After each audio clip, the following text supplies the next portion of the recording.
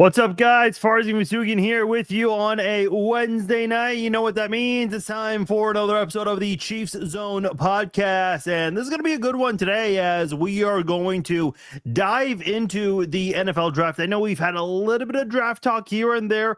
Nothing too deep, nothing too specific here. We're going to get specific on this one, though. We're going to talk about specific positions, specific names, and specific rounds. Who could you expect to be available in the first round, second rounds, third rounds, maybe even a little bit of the third and fourth round. And then at the end of it, we'll talk about some maybe late round, under the radar, diamond in the rough guys that the Chiefs could potentially target and bring in here. I got a few names to go over on that as well. So it's going to be a fun one. We're going to go into the NFL draft on this one. It's not just going to be NFL draft talk. We are going to get into some NFL news as we have some rule change proposals out there.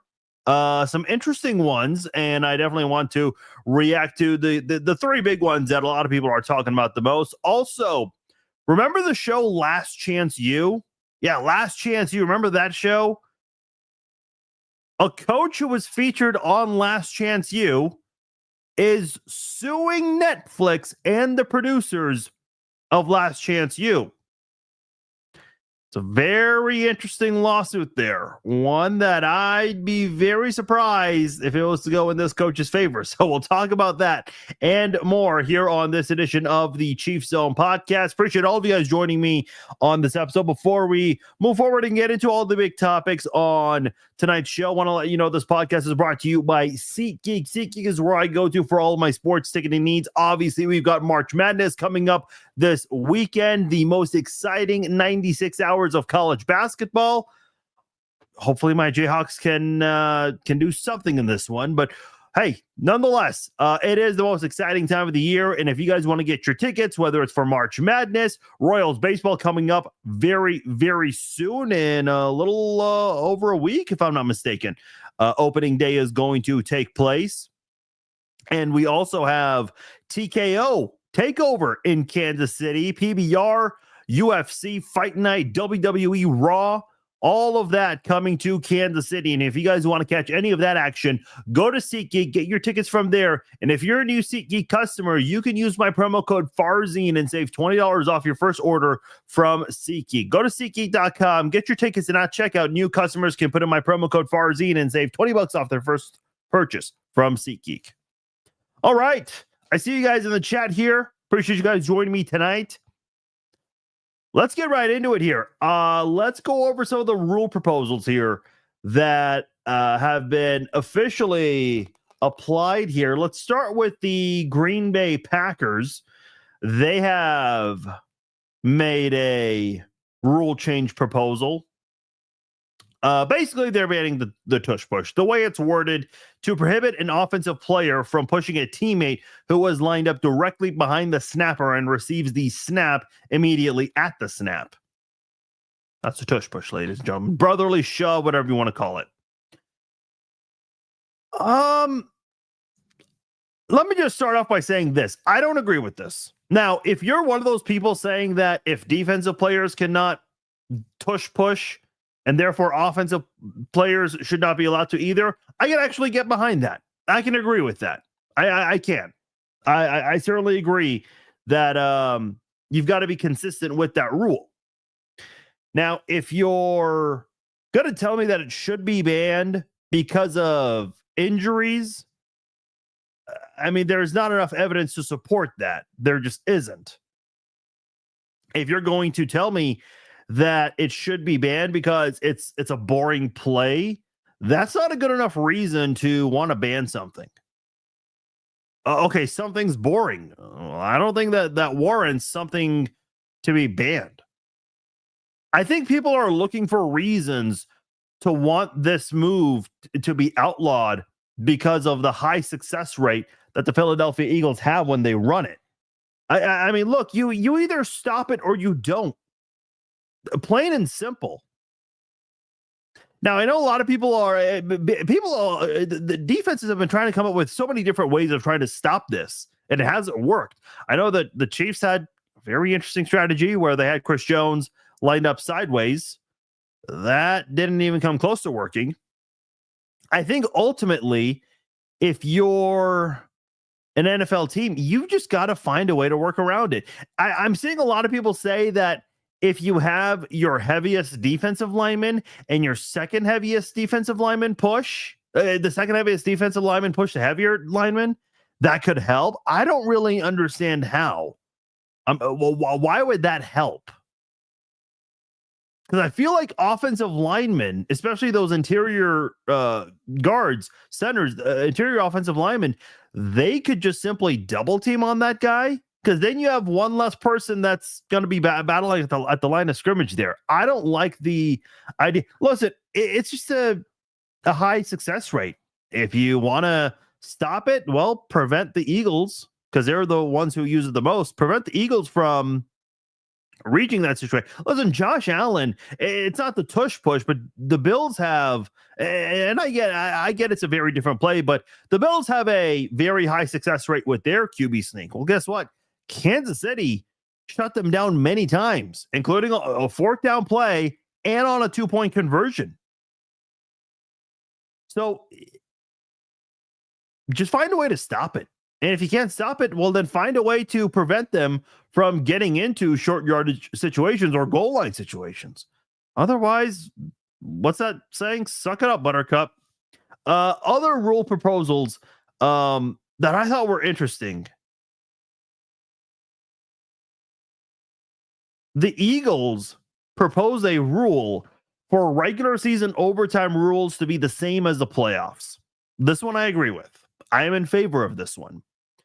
Look, I'm a big hockey fan. I don't like it in the NHL, and I don't know how college hockey does it.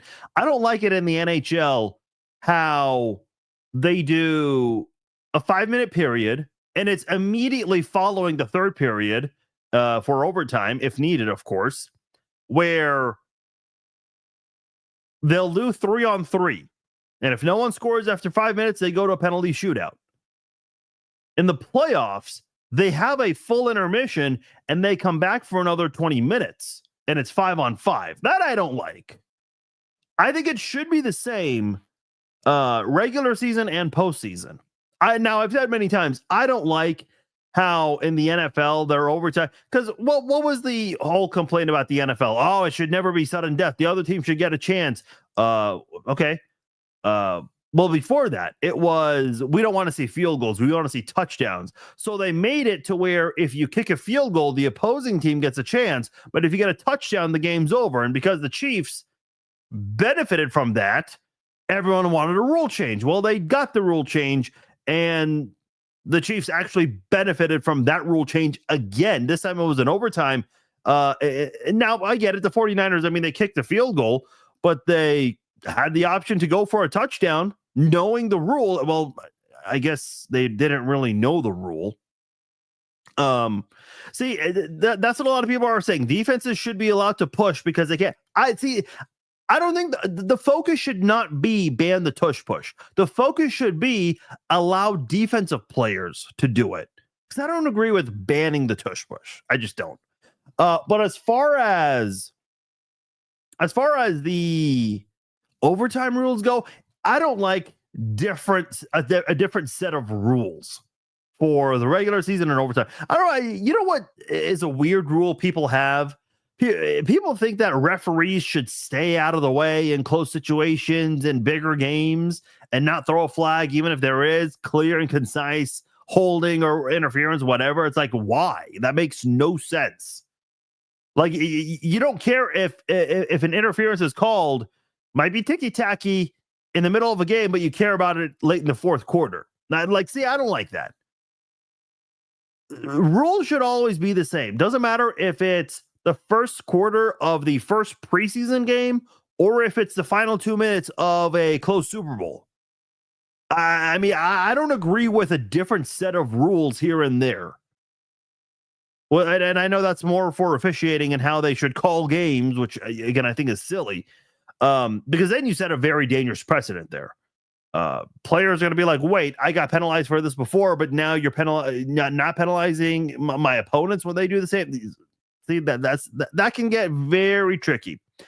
But as far as overtime rules, I think it should be the same. Listen, I think it should have been sudden death from the beginning. I don't like this whole, both teams should possess the ball. Because here's the thing. Let's say both teams score a touchdown on their opening possession. Well, the team that gets the ball for a third drive, all they have to do is kick a field goal. And then the opposing fan base will say, oh, well, we did not get the ball second. And, okay, well, you just didn't get the ball second for a second chance. I mean, I don't know, man.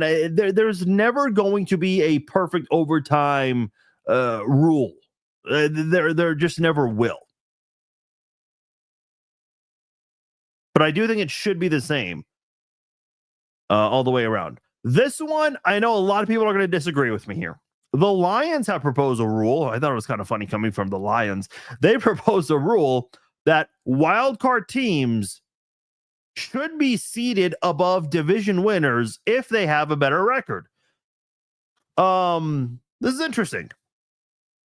Obviously, how they determine division winners, division winners and the seeds, a little different than the wild card in terms of tiebreakers and whatnot.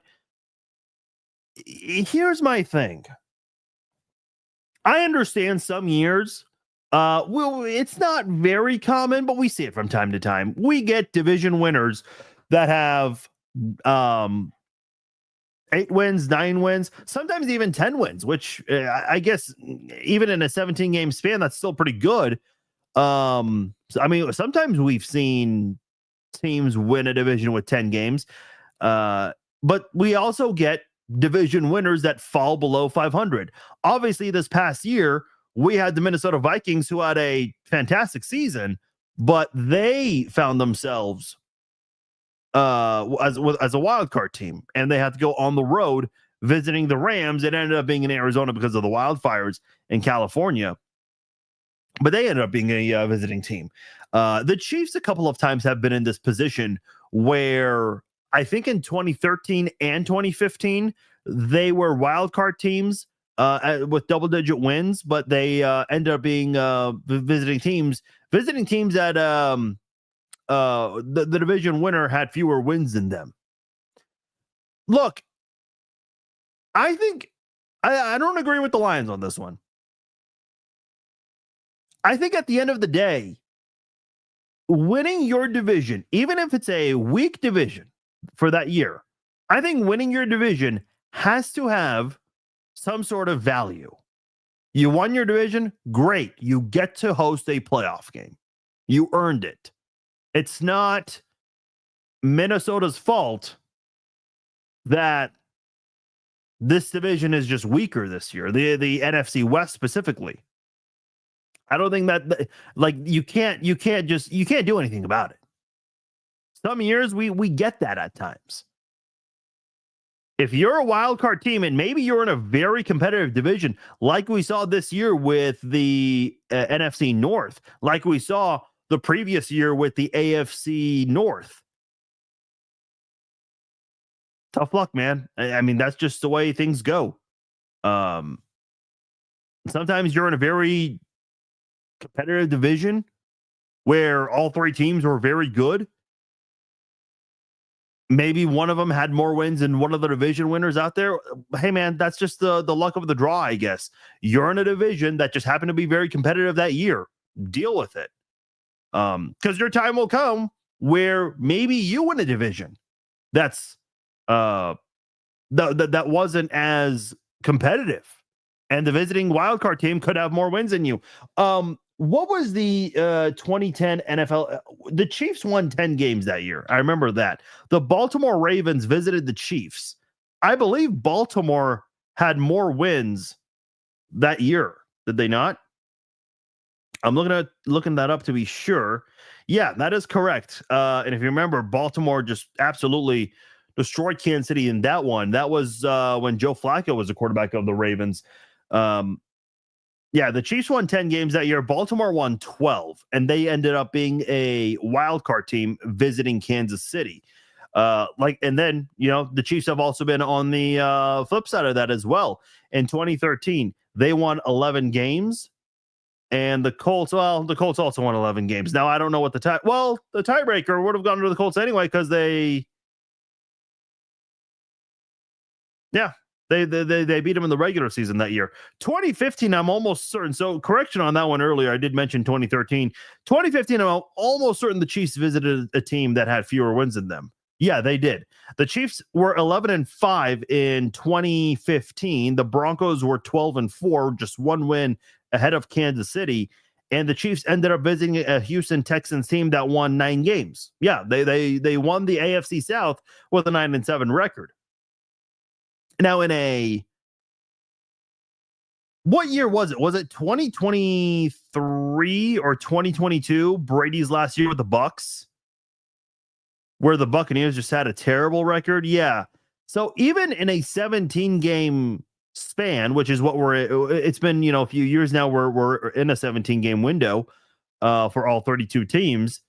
We still have teams that win a division with 9 games. We just saw that with the Bucks in Brady's final year. So yeah, you still get those kinds of seasons, but at the end of the day, it's rare. I think winning your division has to have some sort of value. Lee says just get rid of divisions. See, I don't like that because then, first of all, the way divisions are structured, it really plays a vital role in being able to construct the schedule for the NFL each year. And on top of that, you got to have rivalry. So I don't agree with you on that one, Lee. Divisions make games what they are, though. Games.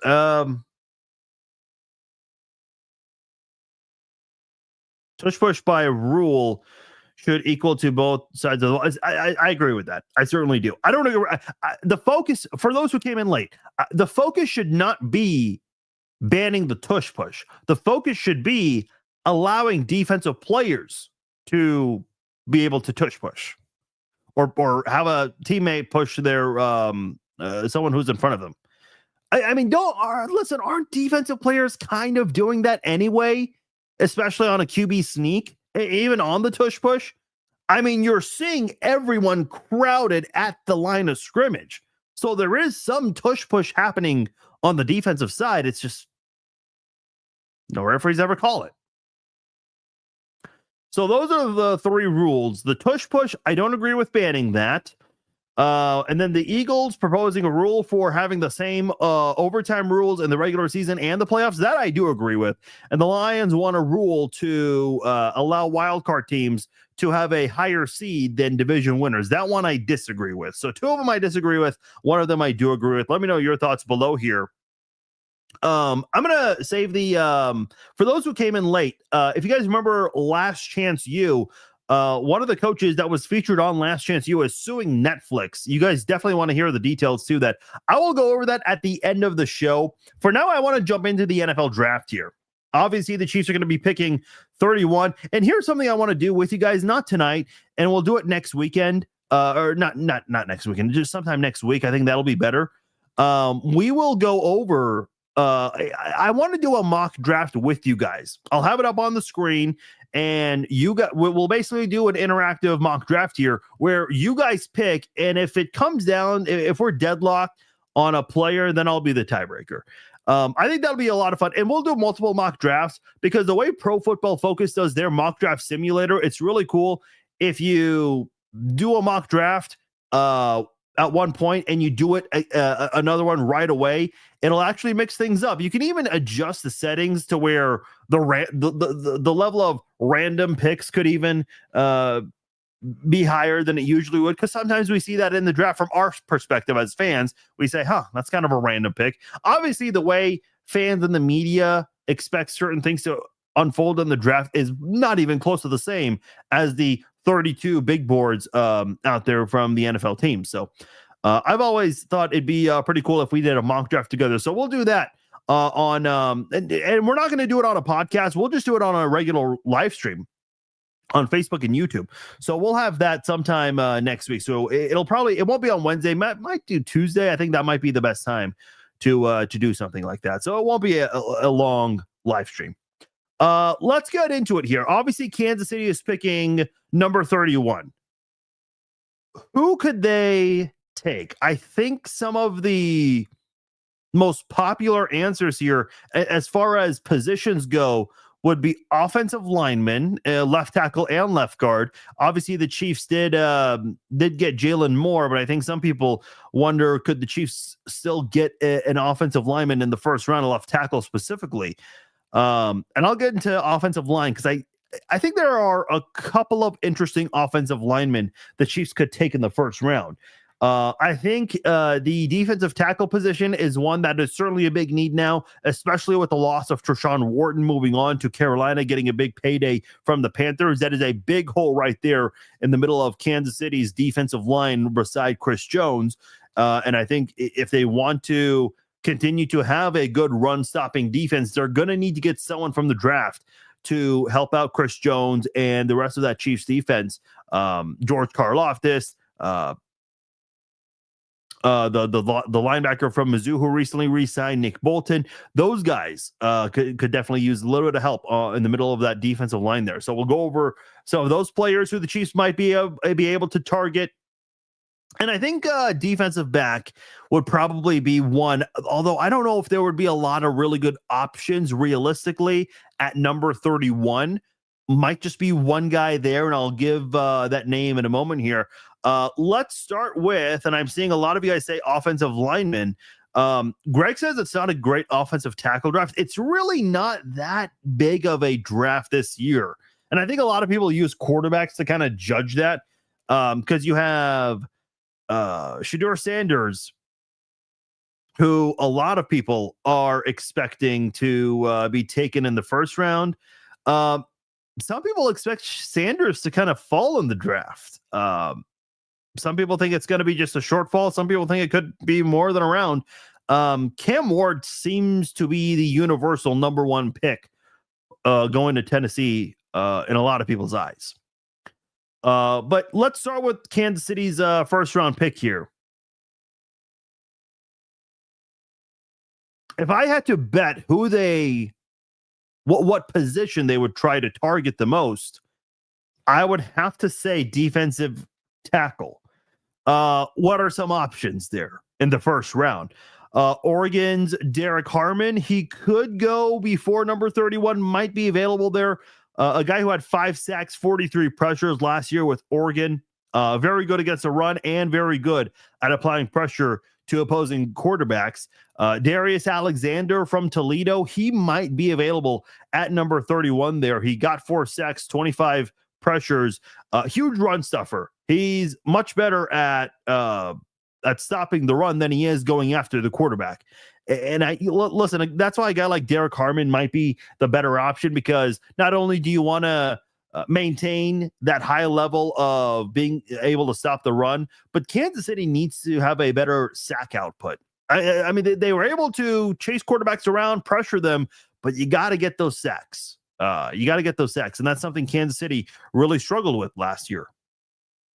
You also have TJ Sanders from South Carolina, might be an option there, but maybe not at 31, might trade down and drop a couple of spots. That is certainly a possibility as well. If the Chiefs were to want to wait until the second round at number 63, they do have Shamir Turner from Texas A&M and also Omar Norman-Lott of Tennessee.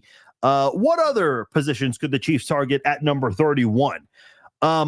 I want to go to the offensive line here. And I see a lot of you guys mentioning offensive line, so let's get into it now. And here's my thing. Let me first say this.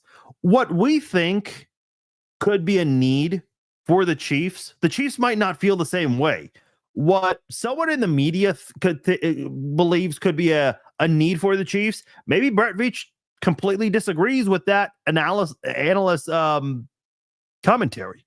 So take all of that with a grain of salt. I mean, we're just fans here at the end of the day talking about these things. But I was looking at the offensive line, and I just kind of wondered, how much confidence does Kansas City truly have in Jawan Taylor? This could be realistically his last year. They can easily cut him next offseason and get out of that contract.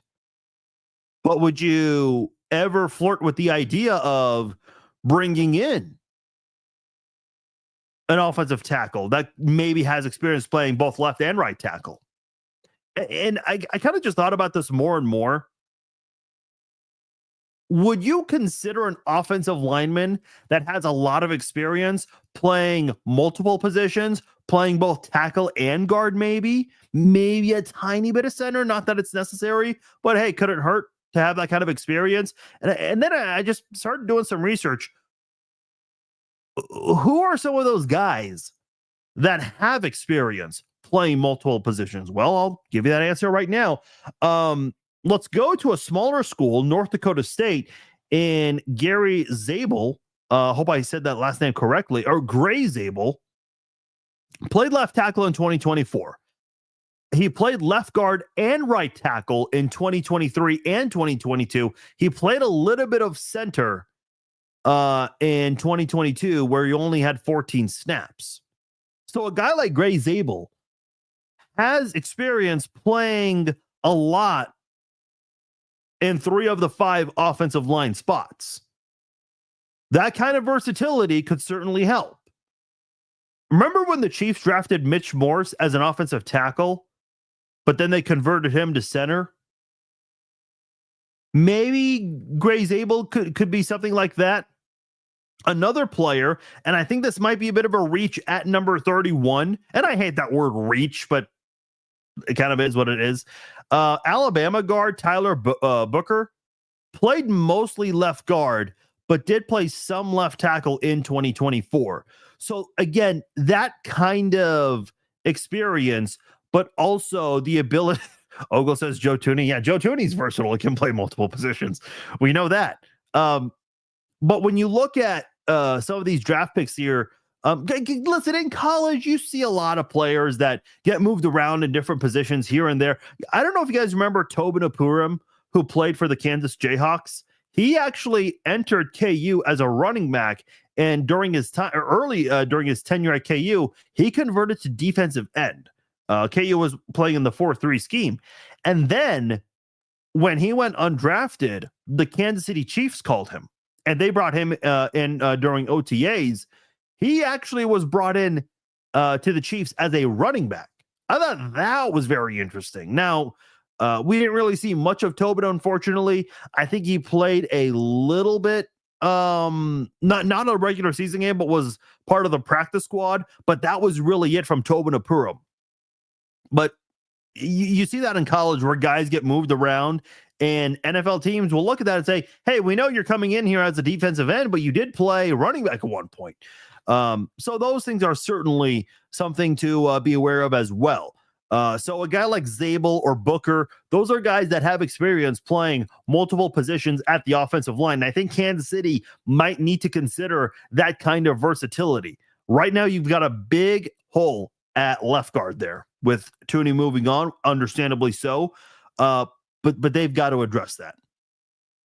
Another option there from Oregon. This is the second time we've mentioned someone from Oregon, Josh Connerly, who played mainly left tackle, very, very, very few snaps at other positions. So you can't really consider that as significant experience. But someone who is a good left tackle sometimes we still see guys that were a left tackle or a left guard or a center, but NFL teams would consider moving them to other positions. And that's a big reason for the combine and private workouts and local pro days is you go and you see these guys there.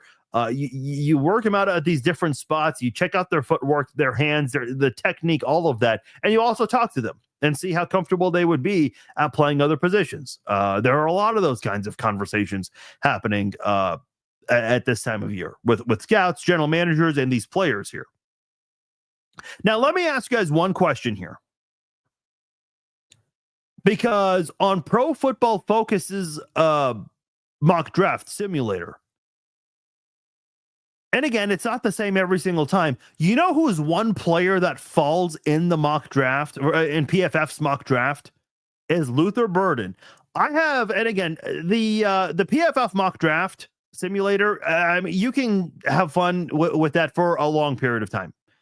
You will lose track of time and just do that for hours. There are times where I do the mock draft Luther Burden falls. Luther Burden from Mizzou, the wide receiver from Mizzou.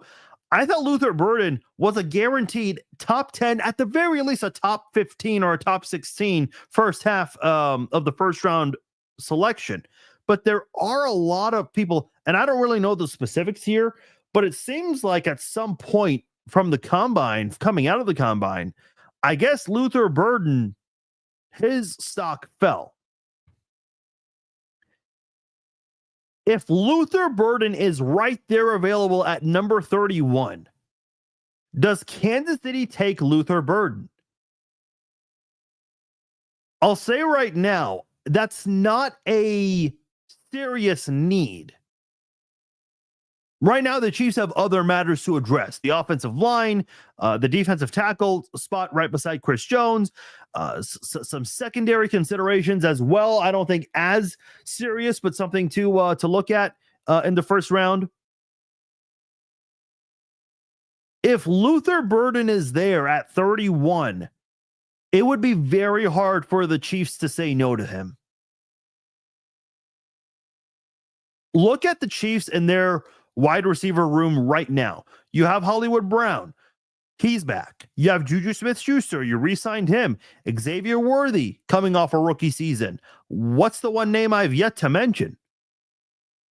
Mentioned Hollywood. Mentioned Juju re-signing, who's going to be part of your depth. Mentioned Xavier Worthy. Oh, that's right. You have Rashee Rice. And we know that he's going to possibly serve a suspension this year, but he'll be back in the fold at some point. So I just kind of wonder, the Chiefs are not in desperate need of a wide receiver, but could you ever say no? Listen, here's what I'll say, and I said this earlier this week about the Cincinnati Bengals when they gave a big payday to both Jamar Chase and T. Higgins. It's like, okay, you're giving a lot of money to those two guys, and you're not going to have a lot of opportunities to address other positions, whether they bring Trey Hendrickson back or not. But this is different because, number one, you're not paying Hollywood Brown much money. You're not paying Juju much money. And Juju, I mean, again, not that he was what he once was, but he came through in the AFC Championship game, did he not? Xavier Worthy, I think, is going to make that big step forward in his sophomore season. Rice, again, we don't know exactly how many games it could be if it does happen this year, the suspension. But man, I'm just looking around, and I think that if you brought in Luther Burden, that really does help Kansas City's offense. And by the way, you got Travis Kelce, who I think is going to have similar, maybe slightly better numbers last year than last year. I think Kansas City could really benefit from having Luther Burden. Now, you still have got to figure out the left guard and maybe the left tackle spot, but it would be really, really difficult to say no to Luther Burden. I do want to go back to the Mizzou wide receiver later in this draft discussion here, but I think that's just something to consider here. Another safety that the Chiefs might consider, Xavier Watts from Notre Dame. He could be a guy that the Chiefs might look at there. I mentioned some potential second round picks as far as interior defensive lineman goes. Let's see here. You know, when the Chiefs are picking number 63, you know a player that might be available is Cam Skattebo. This is a guy that's getting a lot of talk and a lot of coverage here, especially with the type of game he had in the college football playoffs against Texas. In his last year with Arizona State, phenomenal season for him. Was a transfer, played 2 years for ASU. Last year was a great year for him. 1,700 yards, second most in college football. Obviously, no one was close to Ashton Gentry. Came very close to breaking Barry Sanders' single season rushing yards record. But Skattebo had 1,700 yards, second most in college football, and 21 touchdowns, which was top 10 among running backs. So I just kind of wonder that I don't know if the Chiefs are going to be looking into the running back position that seriously in the second round. But if Cam Skattebo was there, I mean, that's someone that I think would be hard to say no to also. If the Chiefs were to get Luther Burden and Cam Scadaboo, that is a very, those are two good pickups there. And again, it would be very difficult to say no to both of those guys, even though wide receiver and running back are not major concerns for the Chiefs right this moment. Listen, I think the wide receiver room could always use improvement, especially, the drop thing has kind of been a thing in the past now, but it still wasn't too long ago. You still kind of think about that. And you also think about the fact that there were all those injuries last year at the wide receiver position. So maybe a little bit of depth would not hurt bringing back Juju, which they did, and adding Luther Burden in the draft. That could help more than hurt at that position group. And then and by the way, in PFF's mock draft, Cam Scadaboo is available with the 63rd pick. And then also, don't forget, the Chiefs have a high third round pick. They're going to be picking 3 selections later after the Eagles in the 64th round, the Giants in the 64th pick, the Giants in the 65th selection, and the Chiefs will pick 66. So the Chiefs are picking 63rd and 66th. And Cam Scadaboo might be available at number 66. As far as late third round, which the Chiefs are going to be picking in that number 95, Devin Neal might be available. Devin Neal was a really good running back in college football for the Kansas Jayhawks. That is someone that I think Kansas might consider. 700 plus yards all 4 years, 1,000 plus the last 3 years, and 1,200 plus yards and 16 touchdowns each of the last 2 years. I mean, Devin Neal has a really good resume. And listen, I know the Big 12, historically speaking, you don't really hear a lot about those good defenses. In fact, we've seen a lot of bad defenses in the Big 12 over time. I don't think the Big 12 defensively is as bad. I think defensively it's gotten better. Obviously, you have a lot more teams now than you've had before. But listen, 1,200 yards and 16 touchdowns, exactly 16 rushing touchdowns in back-to-back years is pretty good. I think that has to be considered. Another player that the Chiefs might consider at the running back position would be Dylan Sampson in the third round. Had nearly 1,500 yards last year and 22 touchdowns. Those 22 touchdowns tied fourth in college football among running backs. And then here's an under-the-radar running back from Kansas State, DJ Giddens, going back to the Big 12 in the state of Kansas. 1,300 yards last year, 1,200 yards the year before. And someone that might actually fit Andy Reid's style of offense. I think that would be something to consider in the late third round. Those guys are expected to go early in the fourth round, but obviously the Chiefs do not have an early fourth round pick. They have an early third and a late third. That late third is where you might be able to get Devin Neal, Dylan Sampson, or DJ Giddens. Cam Scadaboo might be gone shortly after the 66th pick, which is where Kansas City has that early third round pick there. As far as the cornerback position goes, again, let's stick with the Big 12 and the state of Kansas, because the cornerback position, there are a couple of really good players there. I know one that a lot of people locally are keeping an eye on is Jacoby Bryant, or Kobe Bryant. I think Chiefs fans are trying to patent that if Kobe Bryant gets an interception, that's when people are going to yell Kobe, bringing that back. That'd be pretty cool. But Kobe Bryant had 4 interceptions each of the last 2 years. Good cover cornerback. His teammate Mello Dotson had 9 interceptions in the last 2 seasons combined. And then going out west a little bit to Manhattan, Jacob Parrish had 5 picks in the last 2 years. This guy had one of the fastest 40 times as well, had a 4.35 40-yard dash time. And that's, Andy Reid loves that kind of speed, whether it's offense or defense. It helps a lot more on offense. But hey, you can definitely find a way to utilize that to your advantage. I know Parrish had a little bit of experience with special teams as well as a returner. So that's something that the Chiefs might look into as well. Teams love it when you have players that can do multiple things, play on offense or defense, but also be good on special teams, whether it's as a returner or as someone that serves as part of the special teams blocking unit or the special teams defense. Teams love that. When they see that kind of effort on special teams in the preseason, that really does put that player kind of up there in the rankings when it comes to players on the roster bubble too. Let's see other players, in case I forgot to mention anyone. I didn't mention this player, tight end in the third round from Miami. Elijah Arroyo had 590 receiving yards, just one drop last year. And again, I kind of alluded to the 2023 season where the Chiefs had all of those drops. I know it's still kind of fresh on a lot of Chiefs fans' minds.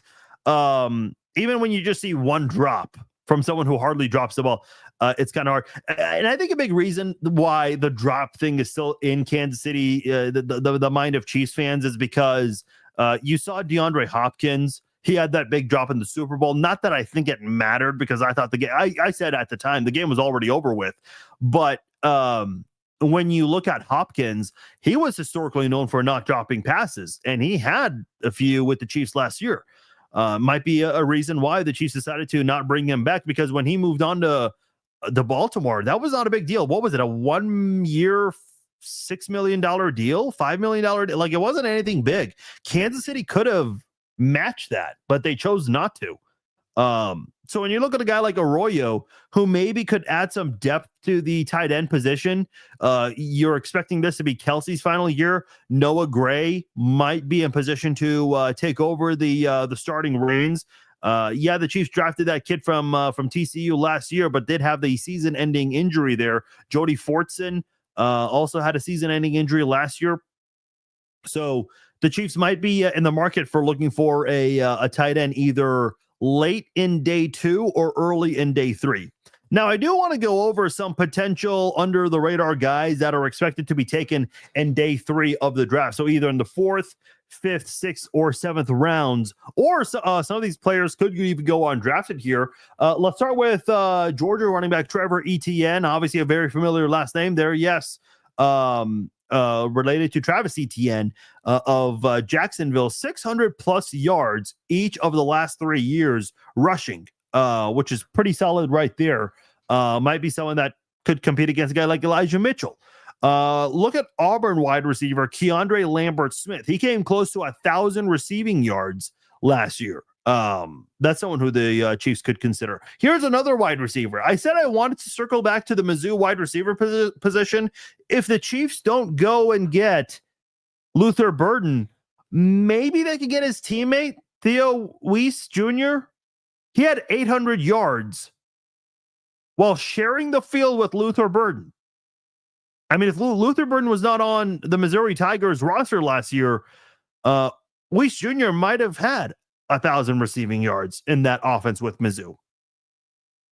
Going back to the offensive line position, Georgia right tackle Xavier Truss has experience playing right tackle, left guard, some right guard, and some left tackle. I mentioned earlier on here about offensive linemen that may have experience playing multiple positions on the line. Well, if you want to find one later in the draft, a guy like Xavier Truss could certainly do that coming out of Georgia there. Going to the defensive side of the football, Nebraska cornerback Tommy Hill would be an interesting name. Now, this is a guy that's missed a lot of games. He missed a lot of games in 2024 and missed some games in 2022. In 2023, he played all 12 games, had 4 interceptions, and quarterbacks had a very difficult time throwing at his direction. Quarterbacks had a passer rating of 40.4 when throwing at Hill's direction. Obviously, a player that didn't allow quarterbacks to have a lot of success. But he's dealt with some injuries in other seasons, and that's kind of played a role in his success as well. That's why he's expected to be taken in day 3. Now, here's the last player I'll mention here. Safety from Fresno State, Dean Clark. The thing that a lot of people mention on the scouting report about this guy, good defensive back who can cover and also challenge wide receivers if he's ever in a one-on-one situation there. And obviously, depending on a lot of defensive schemes out there, safeties are really your last line of defense there. So if you have a safety like Dean Clark who can do that kind of thing, That's pretty big. Obviously, Justin Reed is moving on and is signed with the New Orleans Saints. So Jaden Hicks is expected to replace him and get the starting reins there. But could a guy like Dean Clark provide some good depth for the Chiefs? That is something that I thought about when going through the mock draft here. Yeah, Jaden Hicks. That's going to be someone. And Brian Cook, who's still on a rookie deal, part of that really successful 2022 draft class the Chiefs had, is certainly something that I think, if you're a Chiefs fan, you're definitely going to have some questions. I think, and notice in this draft talk, we didn't really go over edge defenders much, meaning defensive ends or outside linebackers. Obviously, in the Chiefs scheme, it's defensive end. I'm not opposed to the Chiefs bringing in a defensive end. My whole thing is this. Kansas City's defensive line took a step back last year in terms of sack production. They had the second most sacks the year before. In fact, I think it was 2 years in a row. Was it not, where the Chiefs were second in sacks? Because when they played the Eagles in Super Bowl 57, they were second in sacks that year. The Eagles were first. And then last year, the Ravens were first, or the year before, rather. The Ravens were first and the Chiefs were second. I don't think Kansas City had a player with a double-digit sack season. So, to me, this is one of those situations where Kansas City does need to keep an eye on defensive ends. They brought in Jerry Tillery. I would imagine more for depth purposes, and I don't even know if his roster spot is really guaranteed ultimately. But Kansas City's got to be better about getting to the quarterback, not going after the quarterback, actually getting to them and bringing them down for a sack. That's something where they really struggled last year. They had a lot of pressure on quarterbacks, but could not get those dang sacks. And that's something that I think Kansas City needs to be better about next season.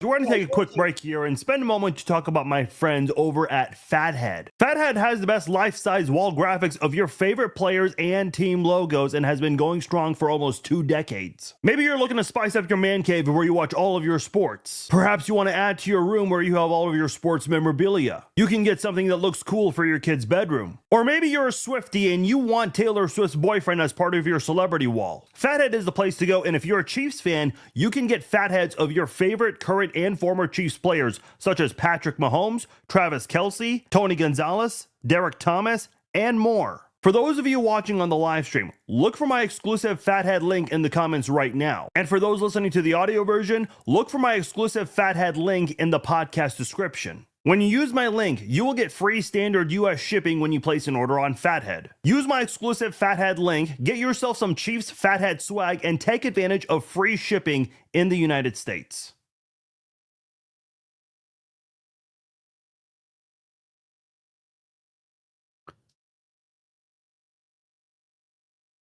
Greg's asking, should the Chiefs consider junior college players, like players who are in junior college now? Probably not.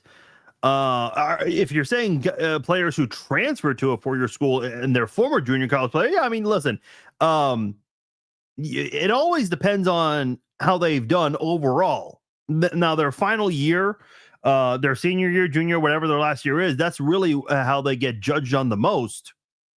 But if they have a good 3 or 4 year career in college football, that'll be looked at as well. Junior college players are always interesting guys to look at. Those are always guys that have a lot to prove. But yeah, Cam Newton at one point. Yeah, Cam Newton, one of the guys. Aaron Rodgers a junior college player? Didn't he play somewhere before he went to Cal? If I'm not mistaken. Tyreek Hill. Didn't he go to Garden City? Or he went somewhere in Kansas. Speaking of junior college coaches in the state of Kansas, this is very interesting. You guys remember the show Last Chance U? So Last Chance U, one of my favorite shows. They've done, 5 football seasons and 2 basketball seasons. They covered East Mississippi seasons 1 and 2, Independence, Kansas 3 and 4, and then they went to Cali. I don't know where exactly in California. They covered Laney College. Only 1 year though, which I thought was interesting. That was that was an intriguing season, but that was the season where it wasn't as dramatic as, let's just say, the Independence seasons. And then they kind of made a transition into covering basketball. ELAC, I think, East LA. Those 2 seasons were really good. Obviously, the first one ended in the pandemic, canceling the tournament. And you kind of, because we never really got to see how these athletes reacted to cancellations of sports. That's really the only real time reaction we got. I mean, listen, I know no one likes to talk about the pandemic, but it is kind of fascinating just looking back, and because it was almost 5 years ago this time, just the way everything happened. The NCAA tournament got canceled. The NBA and the NHL postponed their seasons. The UFC, they were forcing themselves through it, but Disney and ESPN were like, "No, you got to stop." It was kind of an interesting time from a sports side of things, and obviously non-sports as well. But as far as the Independence series goes, Jason Brown. Remember Jason Brown? He's actually been a guest on my other podcast before. Jason Brown and I mean, listen, we were buddies at one point. He wasn't really too fond of my commentary about Dan Sorensen because he has a connection to Dan Sorensen, I guess. And I think a big reason why he loves to be combative with Chiefs fans and just say negative things about Mahomes, because he never says anything positive about Mahomes. I think it's because of the whole Dan Sorensen thing. You cannot convince me otherwise. Like, the commentary this guy has on Mahomes is like all-time bad. Like, no, the things he says, nobody is literally saying. He claims other people say it, but no one is saying it. But anyway, that's not what this is about. Jason Brown, who I think is a good college football coach and a very polarizing figure. And by the way, if you have not seen seasons 3 and 4 of Last Chance U, where they covered Independence, which was coached by Jason Brown, it ended very dramatically. Season 4 of the show, that is when Independence had a terrible season. They only won 2 games. Jason was on my podcast, and he actually blamed the production team and the cameras for the lack of success in his last season with the college. The way the season ended was very dramatic. So, and there are many different versions of this story, but there was a student athlete who, I guess, transferred late from Germany. So he actually had to be redshirted, but he was still part of the team, helping out, almost like an equipment manager kind of. And I guess his nickname was Hitler. And you even hear on the show where Jason Brown refers to him as Hitler on the last episode of season 4. Well, at the very end of the episode, they kind of just move forward from the season finale, which they won, but they finished 2-8, I think. And there are all these breaking news montages of Jason Brown sending a text message, because I guess the student was misbehaving in the hallways, claiming to be Hitler. And then Jason Brown said, "Hey, you need to come to my," and I'm paraphrasing here, says, "Hey, you need to come to my office. I'm your Hitler," or something like that. That comment blew up. The text message obviously was screenshot and it was shared all over. And the people of Independence were not very happy about that. And they basically wanted Jason Brown out. There is some confusion. People think he got fired. He never did. He resigned. Now, Jason Brown is doing just fine in life. He's certainly taken advantage of the attention he received. He's got a massive following on social media, and he's got a successful podcast. And he's got a lot of sponsors that are on that podcast. So I don't think he's really struggling financially. I don't believe. I mean, I don't know what his bank account looks like, but he seems to be doing just fine. However, when this came out about a month ago, that players were trying to file a lawsuit because they felt like their image and likeness was being used by Netflix. Jason Brown said that he was actually wanting to get in on this because he felt like, and these are his words, not mine, he felt like Netflix and the producers put him in a negative light. They didn't show him in a way that he felt like he should have been shown. Basically, he feels like the edit was unfair, which I think is interesting because if I'm not mistaken, didn't he use like a paywall like Cameo or not Cameo, Patreon?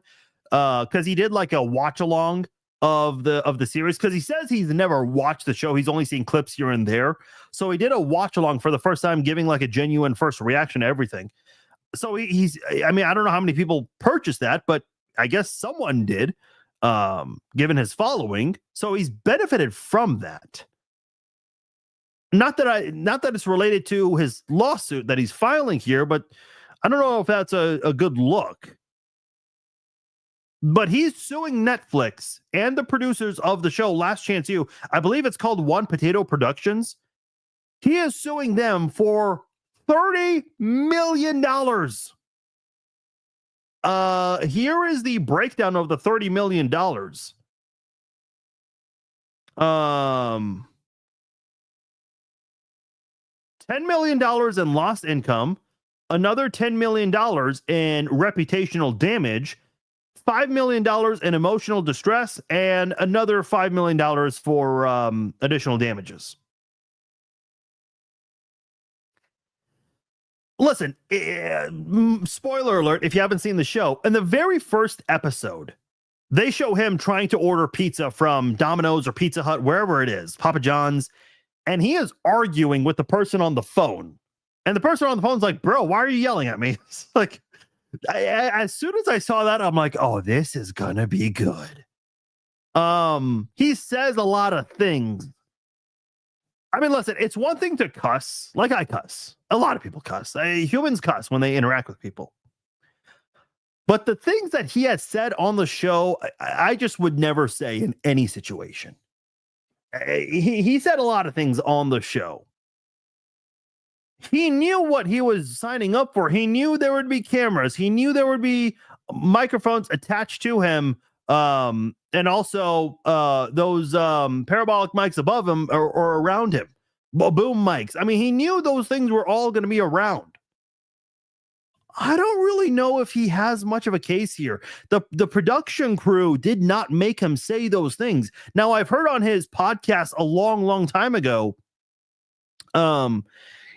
he claims that there are a lot of, now I don't know how he would know this because he said he did not watch the show. Again, I'm guessing he goes off reactions from the internet or clips he's seen online. He says that he's asked before, why didn't Netflix show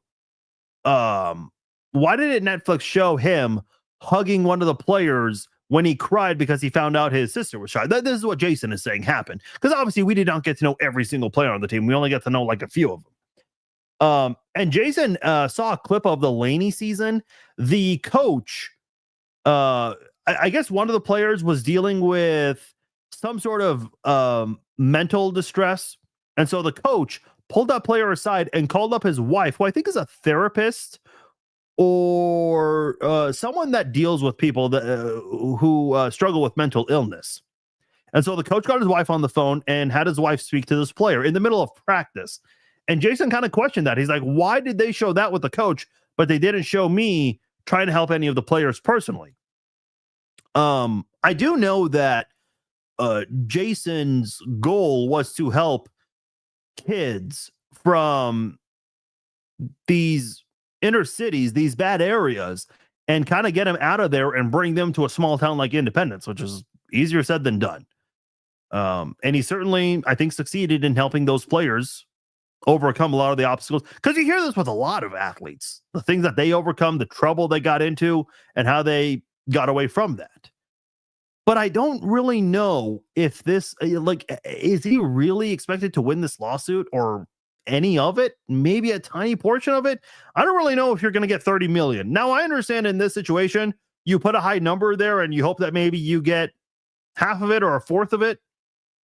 I don't know, man. Like, you're essentially suing them because of things they put on TV. Like you said those things. I know a lot of times on reality TV shows like Survivor, there's always, that one person every season that's controversial and they say something that they absolutely should not have said. And you see a lot of those people, they'll do interviews, and not just Survivor, any TV show. They'll do interviews publicly and they'll say, "Hey, it's an edited television show. They showed me in a bad light." Not to compare, a reality TV show to Last Chance U, but I think that at the end of the day, you accept the fact that they're going to be able to show whatever they want. And sometimes, yeah, they do mix things out of order. Reality TV shows do that. And again, I know this is not a reality TV show, it's a docuseries, but it's still kind of the same thing where the producers, the filmmakers, the editors, they can kind of control all of that.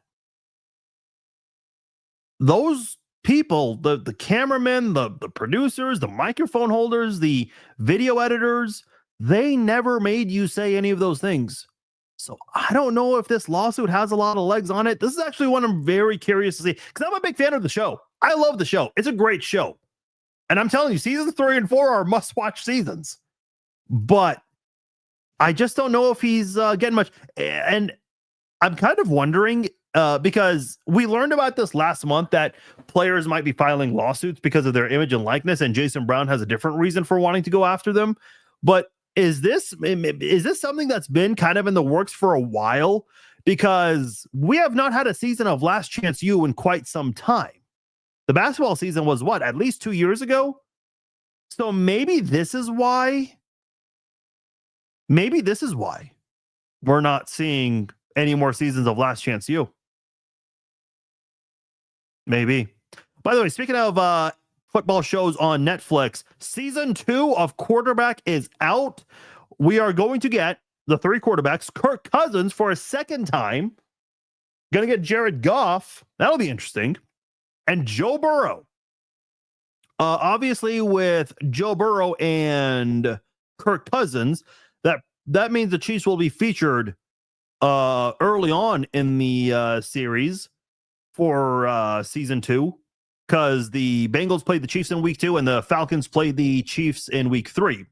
And I would imagine towards the end of the season, they might show the players reacting to the Super Bowl, which won't be fun at all for Chiefs fans. I would imagine the Bengals not getting into the playoffs, that might have some sort of a Chiefs angle to it, because the Bengals were watching the Chiefs very closely and that did not go their way at all. So I would imagine those episodes, and we don't know exactly how they're going to structure the show, that'll probably include the Chiefs. I'm not a fan of the structure of the show.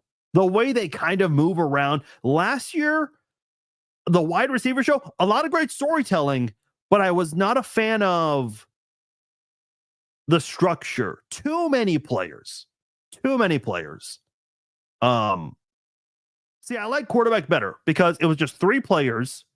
It was Mahomes, Cousins, and Mariota. You've got some good stories here. You got Joe Burrow coming back from injury. That was a massive story last offseason. You have Jared Goff with the Lions trying to do something that's never been done before in the history of that franchise. And then you have Kirk Cousins. That is one hell of a story there. And obviously everyone loved Kirk Cousins and his family. Like people just fell in love with him and his wife. People were like, "Hey, we're relatable, just like them." So I'm really intrigued to see how that's going to go. Andrew says they should do one with defensive players. Yeah, I don't know if it would be as intriguing. The quarterback position is just far more polarizing in the NFL today.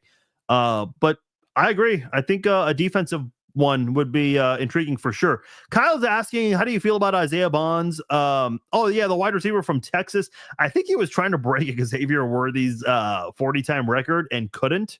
And I think Worthy certainly has something to say about it. But he does have the speed. Is that a need for the Chiefs right now? I'm not 100% sure.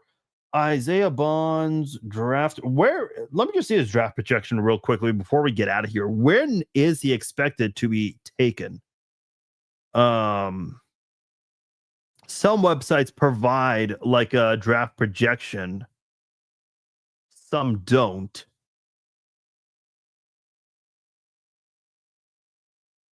I'm not seeing a draft projection on NFL's website. They used to have that. Or do I got to scroll down a little bit?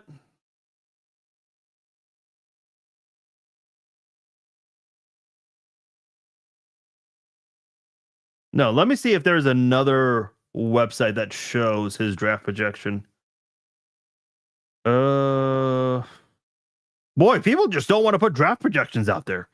I mean, are they afraid, or is it just hard to find on these websites? Listen, there are a lot of great websites for the draft, and then there are some really bad ones. So his overall ranking is 76th, third round. Okay, I guess that's one that they could consider a wide receiver there if they really want to go after the needs. One thing I kind of forgot to say about all of this, I always laugh every year because somewhere across the NFL media, at least once a year, you get people in the media asking general managers, whenever it's your turn, are you going to draft best player or position of need? You get the same damn answer every time. They respond by saying both. I always laugh when that question's asked, but I'm not in the media, so what do I know? All right, guys, appreciate you guys listening to this episode of the Chiefs Zone Podcast. My name is Farzin Vasugi, and a lot of things covered here, specifically with the draft. So I hope you guys enjoy this. If you missed any part of the live stream, for those of you watching live right now, it'll be available shortly on YouTube and Facebook Archive. It'll be available later tonight on Apple, Spotify, and anywhere else where you can download and listen to a podcast. If you enjoyed this podcast, please share the link with a friend. Let them know about the podcast. It always helps our views out. So please share the links, the videos, the live streams. If you enjoyed this episode, subscribe to the YouTube channel, youtube.com/@thechiefszone. There will not be a Red Friday live chat Friday due to the NCAA tournament. So we will be out of action this week. Enjoy all the college hoops. I'm out. Take care.